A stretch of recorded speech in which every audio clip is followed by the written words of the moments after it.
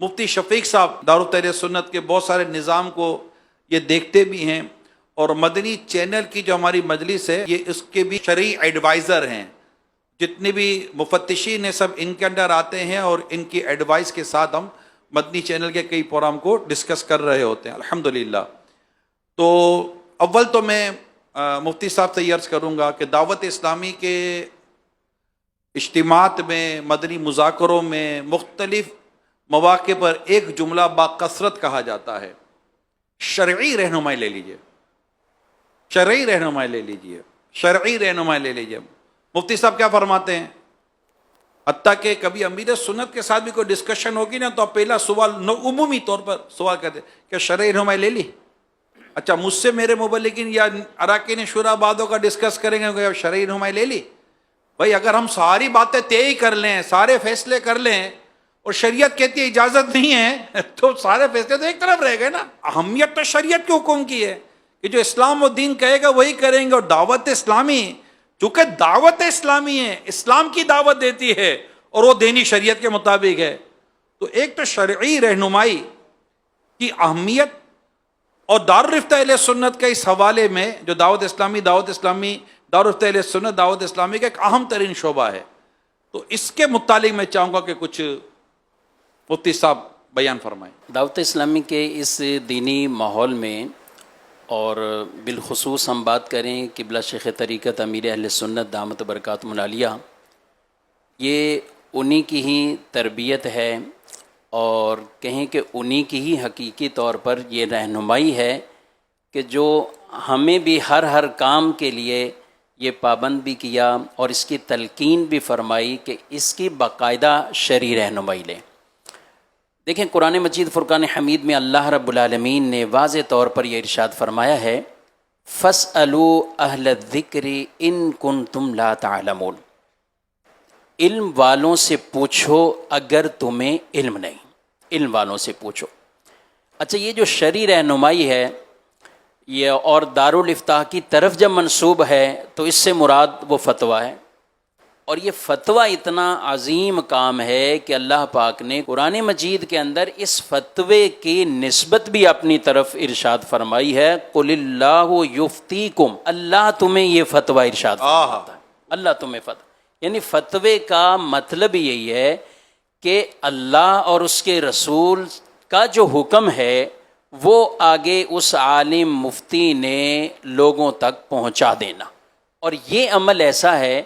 نبی پاک علیہ الصلوۃ والسلام کی کئی ایسی احادیث طیبہ، آپ تشریف لائے مسجد میں، دو جگہ پہ لوگ بیٹھے ہوئے ہیں، ایک ذکر کر رہے ہیں، ایک کچھ آپس میں سکھا رہے ہیں، کچھ بتا رہے ہیں. نبی پاک علیہ السلام نے فرمایا دونوں خیر پر ہیں،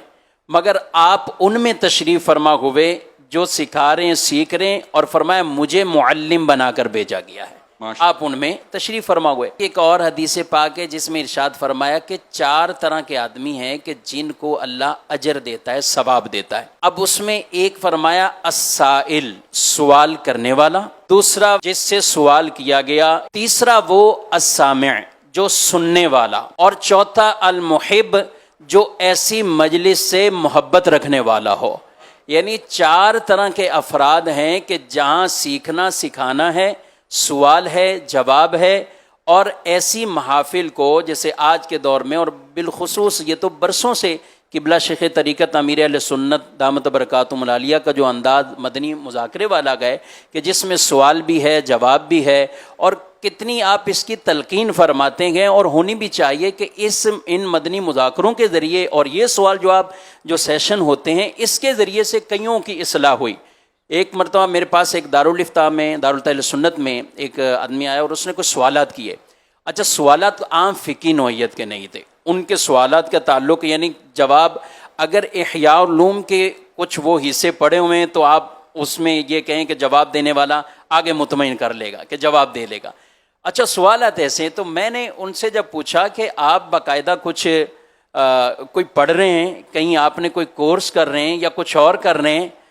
تو وہ مجھے کہنے لگے آخر میں جا کے کہ میں نے نہ کوئی کورس کیا ہوا ہے، نہ کوئی باقاعدہ کہیں پڑھا ہوا ہے، میرے ٹیچر ہیں تو وہ ایک ہی ہیں، وہ قبلہ شیخ طریقت امیر اہل سنت. یعنی نہ تو وہ ایک کوئی ایسے کہ دینی ماحول سے باقاعدہ کوئی وابستگی ان کی، لیکن کہا کہ مدنی چینل یہ ان کے ذریعے، اور اس میں ہمارا خاص جو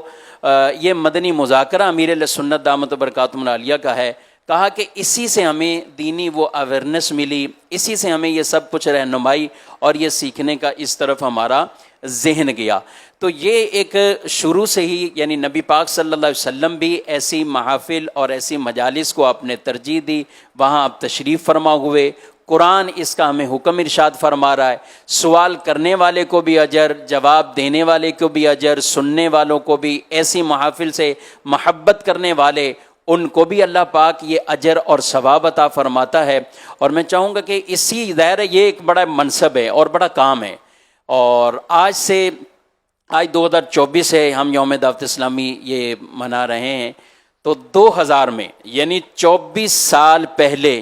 قبلہ شیخ طریقت امیر اہل سنت دامت برکاتہم العالیہ آپ کے فیضان سے اور آپ کے ہی احکامات کے مطابق سب سے پہلا دارالافتاء اہل سنت کراچی میں جامع مسجد کنز الایمان میں 15 شعبان کو 24 سال پہلے اس کا آغاز کیا گیا تھا۔ اور امیر اہل سنت اس وقت فرمایا کرتے تھے، ہمارے عام مشوروں میں بھی یہ ارشاد فرمایا کرتے تھے کہ مجھے 12 دارالافتاء اہل سنت کھولنے ہیں۔ اچھا بظاہر اس وقت تو ایک ہی تھا، فرمایا مجھے 12 کھولنے ہیں، اور آج جب میں گفتگو کر رہا ہوں تو الحمدللہ 15 دارالافتاء اہل سنت کھول چکے ہیں باقاعدہ۔ 15 دارالافتاء اہل سنت جو ملک بھر میں جس کے کہیں کہ باقاعدہ وہ چل رہے ہیں، اور اس میں 6 دارالافتاء اہل سنت یہ کراچی شہر میں موجود گئے، 3 دارالافتاء اہل سنت یہ لاہور میں ہیں، اس کے علاوہ پاکستان کے جو بڑے بڑے کافی شہروں میں حیدرآباد، ملتان، گجرانوالہ، سرگودا، فیصل آباد، یہ ان شہروں میں باقاعدہ دارالافتاء اہل سنت کی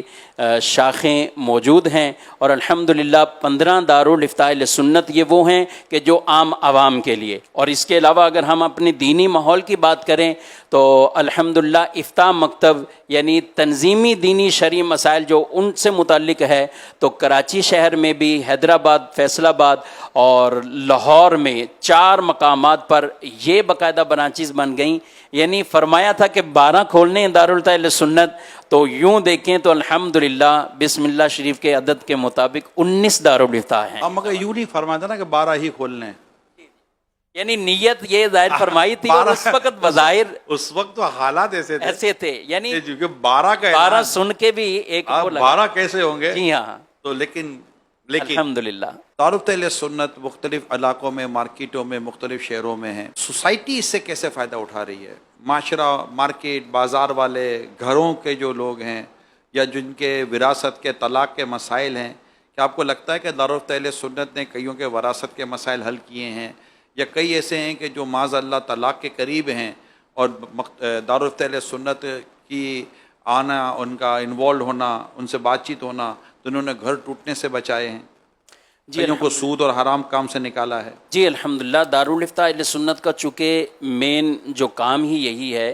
کہ پہلا باب عقائد و نظریات کے حوالے سے، اور اس کے بعد حلال حرام، اور اس میں سر فہرست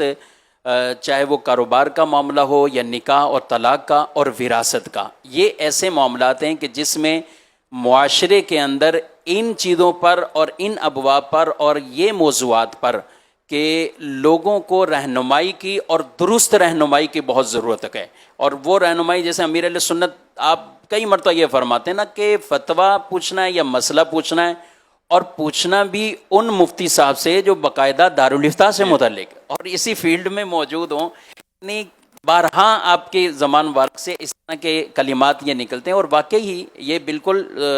100% درست ہیں، اور جو فیلڈ سے متعلق ہیں وہ جس طرح اس معاملے کی حساسیت کو اور حقیقت کو اور معرفت سے جو مسئلے کا جواب دے پائیں گے، عام آدمی کا یوں کام نہیں ہوتا۔ دارالافتاء اہل سنت میں اس طرح کے جو واقعات ہیں جن کی ہم تعداد اگر فتاویٰ کے اعتبار سے دیکھیں تو ہمارے ہاں دارالافتاء اہل سنت میں ایک مہینے میں، یعنی اگر یومیہ کے اعتبار سے دیکھیں اور ایک مہینے کا جو فگر نکلتا ہے تو دارالافتاء اہل سنت سے ایک مہینے کے اندر تقریباً 7,000 جوابات جاری ہوتے گئے ایک مہینے میں، عام نارمل بھی روٹین کے 7,000 جوابات. اچھا، اس میں جو تحریری اور تفصیلی فتاوی جات ہوتے ہیں ان کی منتھلی تعداد تقریباً 800 ہے کہ جو کئی صفحات پر فتویٰ مشتمل. یہ جو فتویٰ نکل رہا ہے یہ کئیوں کے بزنس کے حوالے سے، کئی طلاق کے معاملات اس میں، اور وراثت کے ایک تعداد ہے. اور یہ بہت بڑا ایک حکم ہے کہ وراثت کو آدھا علم کہا گیا ہے، اور وراثت کا معاملہ کہ جس کا شرعی حق کسی دوسرے کے مال میں لازم اور ثابت ہو چکا ہے، اب اس کے بارے میں آگاہی لینا. بعض اوقات ایسا ہوتا ہے کہ لوگ یعنی نہ پوچھنے کی وجہ سے ہمارے پاس جب مسئلہ لے کر آتے ہیں، اچھا یہ مال کس کا تھا، اس سے پہلے کس کا انتقال ہوا، کس کا، یعنی 17 میتیں ہو چکی ہوتی ہیں اور معاملہ جوں کا تو ہوتا. اب اچھا ان سے بھی جب ہم مزید پوچھتے ہیں نا کہ آپ اس حوالے سے اب پوچھ رہے ہیں یا یہ، تو وہ یقین کریں یہی بات کہتے ہیں کہ جب سے یہ دعوت اسلامی یا دینی ماحول سے متعلق ہوئے ہیں، مر کے اللہ کو بھی جواب دینا ہے. اگر پہلے کئیوں نے غلطی کی ہے اور یہ سلسلہ یوں آگے چلتا ہوا آیا ہے، ہم یہ چاہتے ہیں آپ شرعی تقسیم کر دیں، اور جس کا جو حق بنتا ہے یا ہماری طرف آ گیا ہے ہم اس کا پورا حق اسے واپس. دعوت اسلامی خوف خدا پیدا کرواتی ہے، آخرت کا خوف، قبر کا ڈر، پرسش کا ڈر کہ میں جواب کیا دوں گا. ہم کوشش کرتے ہیں ہر سال دعوت اسلامی کا جو سال پورا ہوتا ہے، 42 ایئرس ہوا، 43 ایئرس ہو گئے، تو کچھ سالانہ رپورٹس بھی ہم آپ کو پیش کریں گے. ایک سال میں کیا پروگریس ہوئی. اب ہر شعبے کی پروگریس دینے رہیں گے تو پھر سارا پروگرام ایک پروگریس پہ نکل جائے گا. لیکن اگر میں دارالفتہ اہل سنت کا ذکر چل رہا ہے تو اس سال مجموعی طور پر دارالفتہ اہل سنت نے 1,46,000 سے زائد شرعی رہنمائی کی گئی. دارالفتہ اہل سنت 1,46,000 1,46,000 سے زائد